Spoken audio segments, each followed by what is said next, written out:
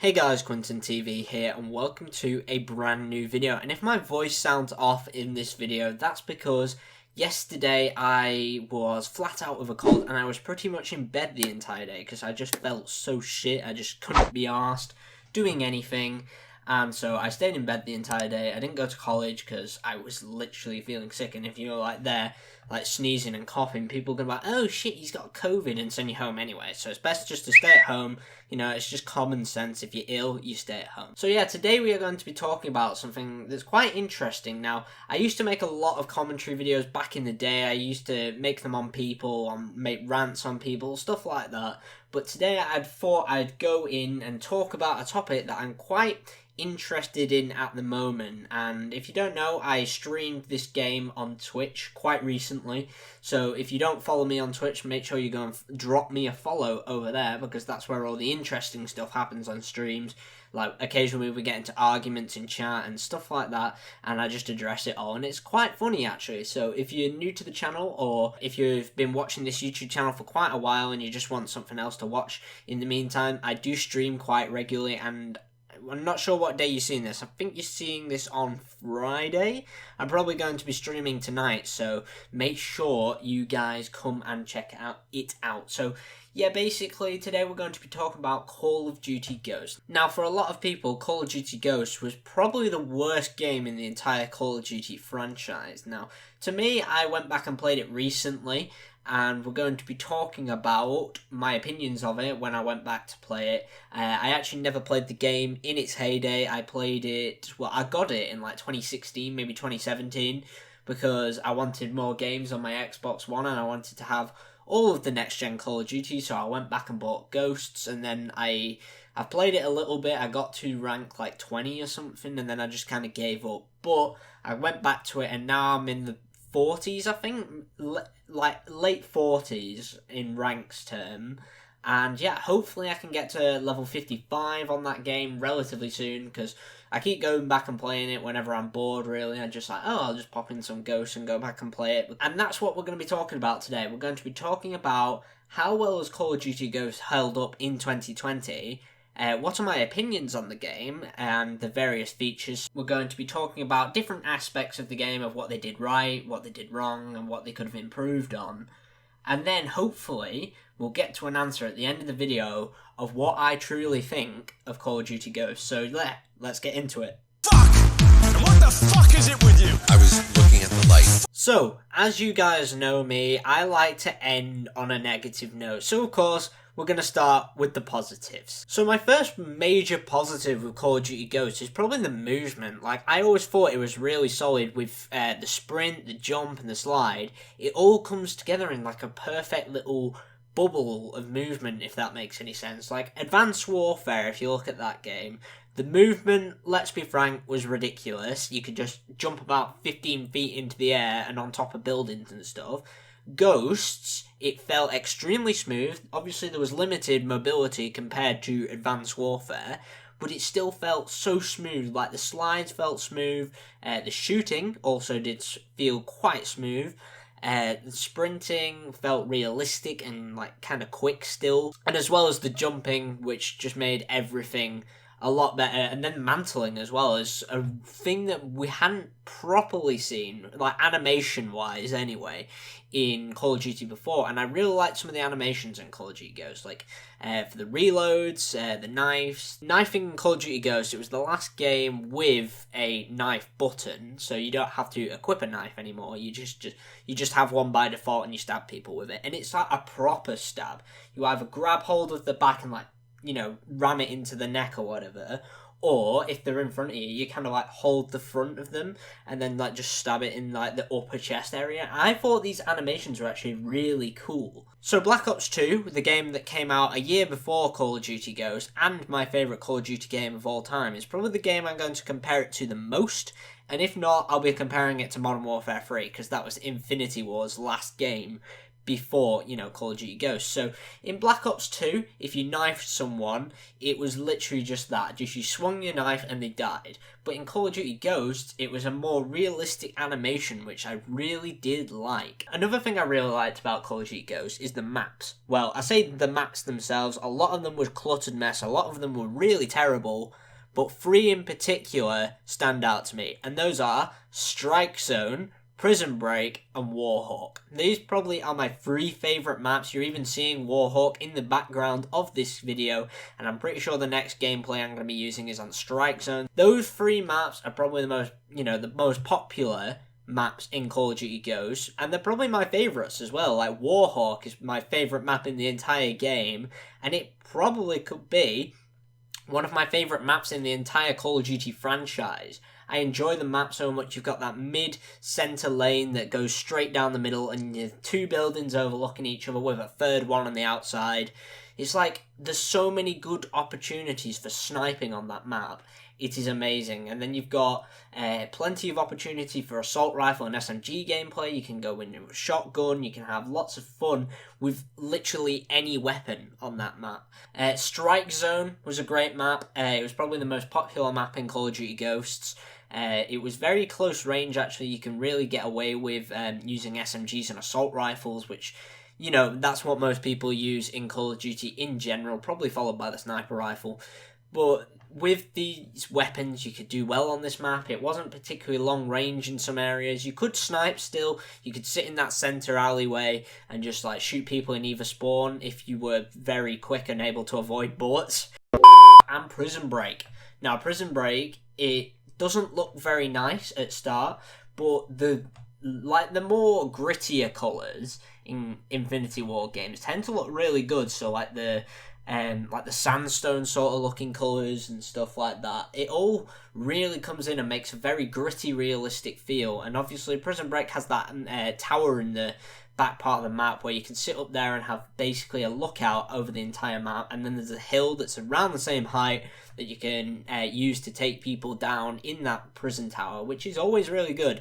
I do enjoy the gameplay on all 3 of those maps. So the next thing I really liked about Ghosts is kind of alien to most people who have really only played Modern Warfare, but that was the lack of supply drops. Now, this was a year before supply drops would be introduced in Advanced Warfare, but with Call of Duty Ghosts they did pretty much the same thing that Modern Warfare did.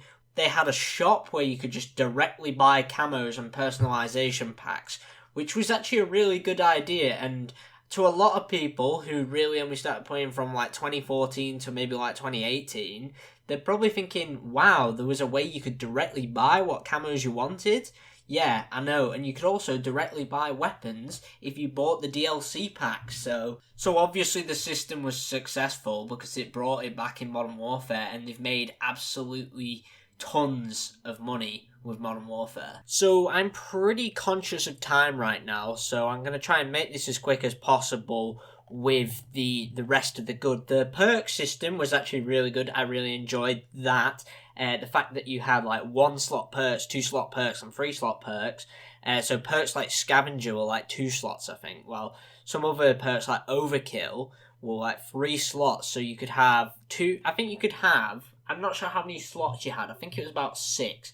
So you could have 3 2s, or you can have 2 3s, or just, 6 1s if that's what you wanted. But yeah, I usually just used the 3 2s because they were a lot better. And when I did mix and match, I'd always find myself really annoyed because I'd either have no slots to put on a perk I really wanted, or I'd have like 3 left, and I was like, well, I have to fill it up with pointless shite now because a lot of the perk ones were a bit gay, let's be fair. But other than that, I really like the dynamic maps, like the skyscraper falling, I can't remember the map name, but the KAM on Strike Zone would basically just change the map, and then the mortar fire on Warhawk, I thought that was pretty cool.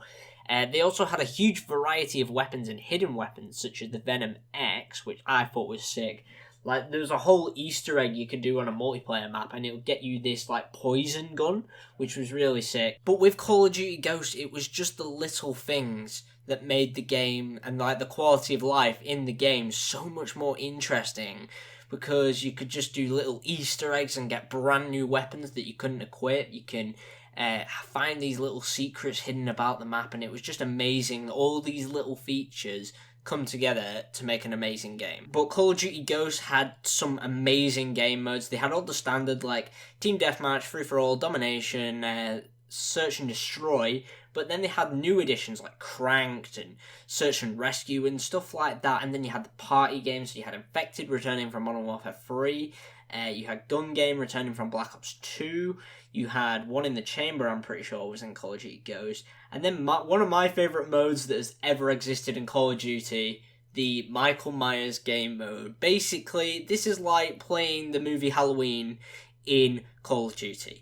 That's how fun it was. There was basically someone who was Michael Myers, went around killing people, and you had to survive. That was basically it. They even made this game mode kind of return in Modern Warfare Remastered as Slasher, which was really cool to see, and I absolutely loved playing that game on Weekend Warfare. It's fucking distracting.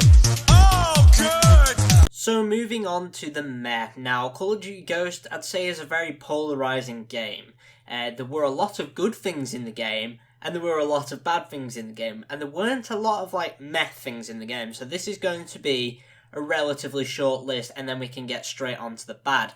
But the meh things I have are the graphics. Obviously, the graphics feel very dated and archaic by today's standards, but this game did come out nearly 7 years ago at this point, so I wouldn't be surprised if the graphics look a little bit dated. But somehow they look worse than Black Ops 2. No clue how that works. Black Ops 2 was very colourful, it was very like bright and flamboyant, if you want to say that. But then, you know, Call of Duty Ghosts was very dull, which makes the graphics seem to like not last as long, if that makes any sense. Like the campaign was pretty meh. It had a cliffhanger ending, which we never found out like what happened after that, which was pretty gay. And then the squad system, basically you had multiple characters and you made each classes for that said character, which was a bit stupid if you ask me. Like, there was no point, just have a normal creator class. Pretty sure most people don't really give a shit what character they play as. Just saying, but oh well. And there was no customization really of these characters. You just had the character, you played with them, you made your classes on each character, and that was it. And they didn't carry over, which was a very annoying thing. So you had a separate set of 6 classes for each character, which was pretty gay. But anyway, we're going to move on from the meh now, because there wasn't really a lot to talk about in the meh category. As I said, it's very polarizing, the game. There are a lot of features you either hate or you love, and there's a lot of features I hate, so we're going to get straight on to that. No, fuck, no. So, we're going to be ending on a negative note. As per usual for me, it seems like I do this in every single commentary style video I do. I always end with the negative things, especially if you look over on Halo Zone. But Call of Duty Ghosts had a lot of problems. A lot of people really were vocal about these problems back in the day. I was one of them people that used to be very vocal about the negative aspects of the game and not focus on the positive. So the first negative I want to talk about with Call of Duty Ghosts is the size of the maps.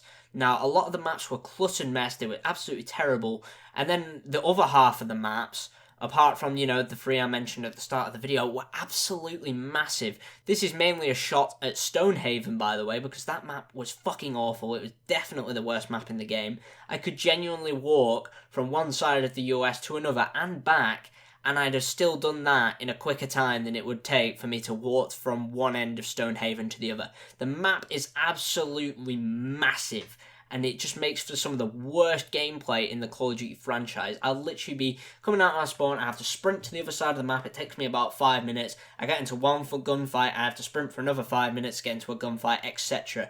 And that's how the game plays, because it's just so fucking bad. Oh my god. Another feature I really didn't like about Call of Duty Ghosts was leaning. So obviously we have leaning in Call of Duty Modern Warfare, but I definitely prefer the leaning in Modern Warfare because it's more of a mounting system. You have to actually press a button to start leaning. In Call of Duty Ghosts, if you were behind a wall, and it would basically just lean you around the corner. This happened so much that most people just turned leaning off because it was stupid. It didn't help you get any kills. It's not like mounting in Modern Warfare where it's actually smooth and feels good to do. In Call of Duty Ghosts, it was completely stupid. Like, there was no point of having it in the game. They just wanted to make it look more competitive.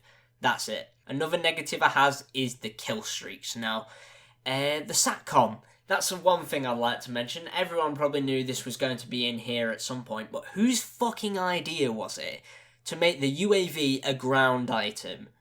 Like, that is the stupidest fucking idea I've ever heard. Like, yeah, revamp the UAV, that's a good idea, but don't put it on the fucking ground. Anyone can just come, one knife, and it's down. Literally. And then on maps like Stonehaven, it took you like 4 SATCOMs just to get the full map under radar, which is ridiculous. If it had been a normal UAV, one UAV, you've got the whole map on your radar, there you go, sorted. But the SATCOM, you needed fucking 4 of them to just, have the whole map, which is something you really should have in a Call of Duty game.